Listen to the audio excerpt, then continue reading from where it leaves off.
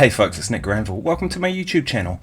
So I'm back. I've had a nasty winter sickness, but hey, it's meant I've had kind of 10 days off from doing this stuff, but I'm back and I've got some more videos for you today. So today I wanted to talk about practice and why you should practice naked. I know that's a bit of an interesting title, but hey, what can you do? But I don't literally mean naked. But these are sort of some mistakes that I see people doing all the time with their practice, and it's probably something that's holding them back, like quite a bit, right? So I thought let's discuss today and let's see if we can sort these out. So what do I mean by practicing naked? Well, so many times I see people practicing with tones like this.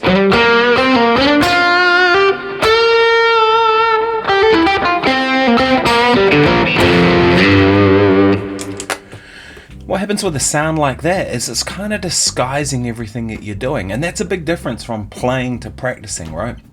If you're playing, just playing for yourself, that's all good. Do whatever you want when you're playing. But if you're actually practicing and trying to get better and be a better musician and be a better guitar player, because hopefully you're trying to be a better musician, right? And not just a guitar player. But the thing is, like, practice with a clean tone and practice with it bone dry, right? Like at the moment, this is my clean sound. You can hear it's got all that lush reverb on it, right? Better yet, just get rid of that.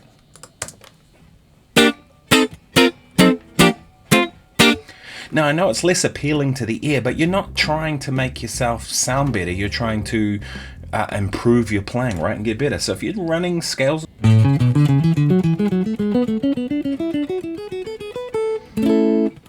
maybe you're doing something like that. Maybe you're working on your triads.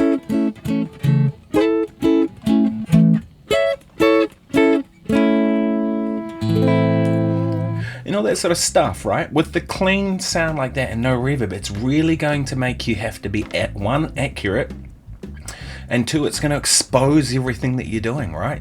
Just like it would if you were running around naked, you're exposing everything, right? It's the same deal, right? We're trying to expose here what we're doing on the guitar so that we can get better, because that's what practice is all about. So that's the biggest mistake I see people doing all the time with their practice. Okay, the second big mistake I see a lot of people doing, this is an easy fix, right? Is they just, when they're practicing, maybe they're working on scales, for example, and they might play, I don't know, an A major scale, and they go.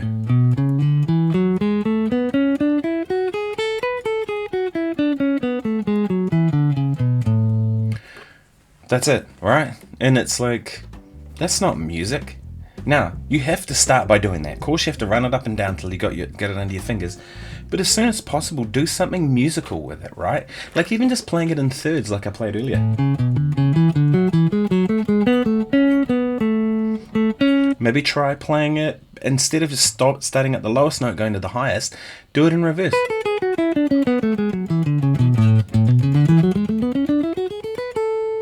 It's going to kind of make you see it differently, but do anything you can do to make it more musical, right? I think that's a big part of it. Like, you know, don't just run scales or run arpeggios. Sure, do that to start with, but once you got beyond that, start making music with it.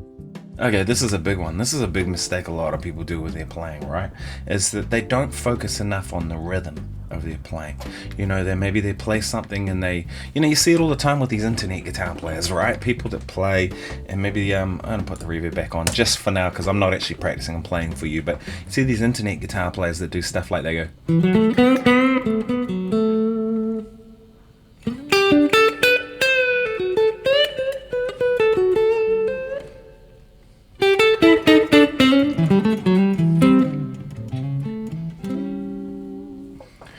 Well, that's all good and fine, but there's no rhythm in that, right? I'm just essentially playing one phrase leading into another, and that's fine. Maybe you're playing in a rubato context, you know, but better yet, try and play rhythm, right?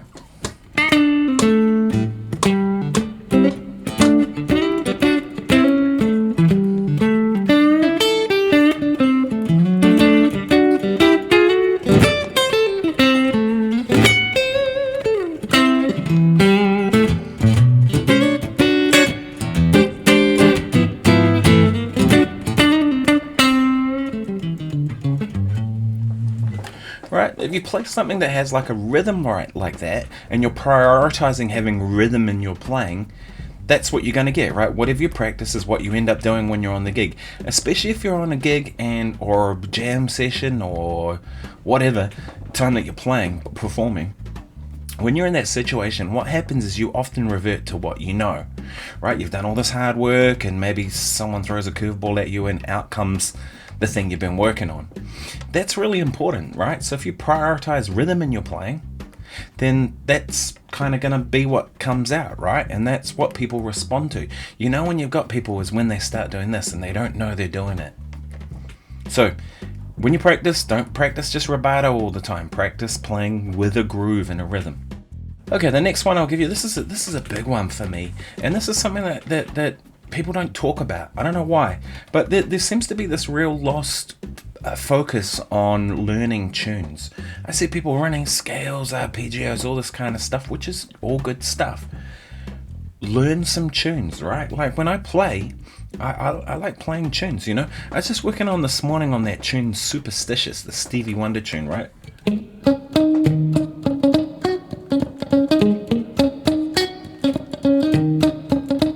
That's the riff.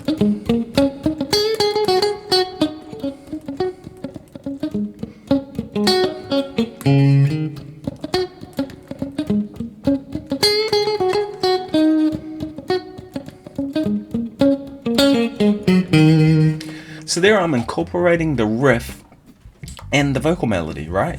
And I'm kind of doing my own thing with it a little bit, but I'm trying to find some way to integrate those two, right?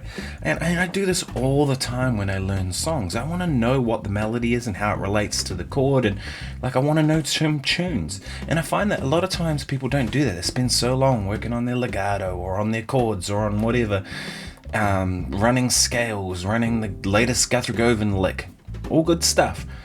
But wouldn't it be better if we kind of focused on learning some tunes as a big part of what we do and knowing lots of tunes? Every great guitar player I've ever seen knows the music that came before them, and they're built on it. And if you're stuck for what tunes to learn, start with the Beatles. The Beatles are probably the greatest songwriting group ever. Maybe not, depends what you like. But, you know, you can learn a lot from learning those tunes, you know, like...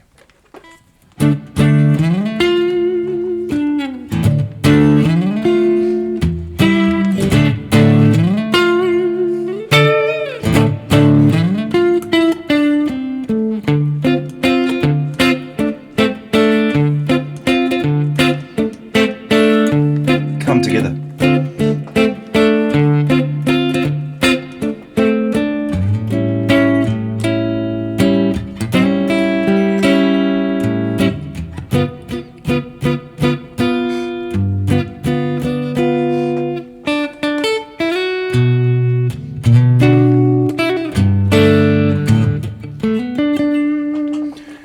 Doesn't have to be complex, but just trying to figure out something like that. And when I play in a trio, you can guarantee that I'm going to be playing some of those chords and some of those notes. I'm going to make some decisions about what needs to know, but I want to be able to do that. And I do trio stuff, bass, drums, and guitar sometimes, and I've got to be able to cover it. So yeah, more focus on tunes. It's always a good thing. Okay, so this is the fifth one. I was only going to do 5 of these, but actually there's some really good extras I'm going to give you as an extra bonus, so stick around to the end. If you have no strategy to your practice, you're gonna get minimal output. Now, of course, practicing or playing anything is always good, right? It's better to be playing than not playing. But if you have a strategy for how you're going to approach your practice, you stand a chance of getting better, right? Instead of just like picking up the guitar. Because what do guitar players do? Do you all do it? Do you all noodle like me? Right? I sit down and I go, I'm gonna work on arpeggios today, and maybe I go.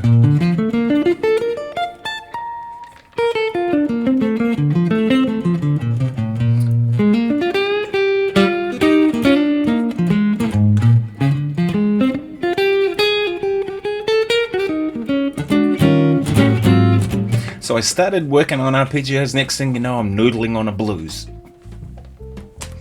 We all do it, we're all guitar players noodle, right? I had this student once when I taught at the university, I'll tell you the story, it's kind of a good one.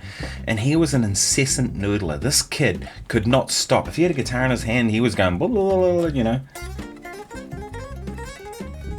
Stuff like this, like all the time. And it was so funny because I remember one time just saying, hey look, can you just stop playing while the drummer was trying to explain how their tune went, and he just couldn't stop. And I said to him, hey look, do you realize you're still doing it? He goes, oh, I didn't realize. Like, he couldn't stop noodling. It was just in him. All guitar players do it, right? We're all guilty.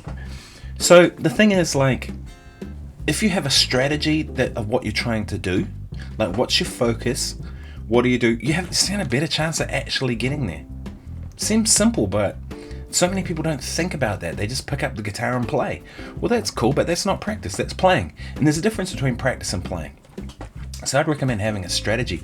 Use your phone. Like, my phone is like everything. I have a list in there of what I'm working on and things, and because I've got goals just like everyone else. My goals change, and they might change every week, but I'm writing stuff down so I don't forget, and so I can be focused. So here's a bonus one. This is one I was thinking is actually a good one that you should all kind of look at, right? There's so much focus on gear and all this kind of stuff, right? What pickups have you got in your guitar, which are really important? What strings do you use? Do you have CTS pots or Damasio pots or the cheap knockoff Asian ones, or do you have, like, what do you have?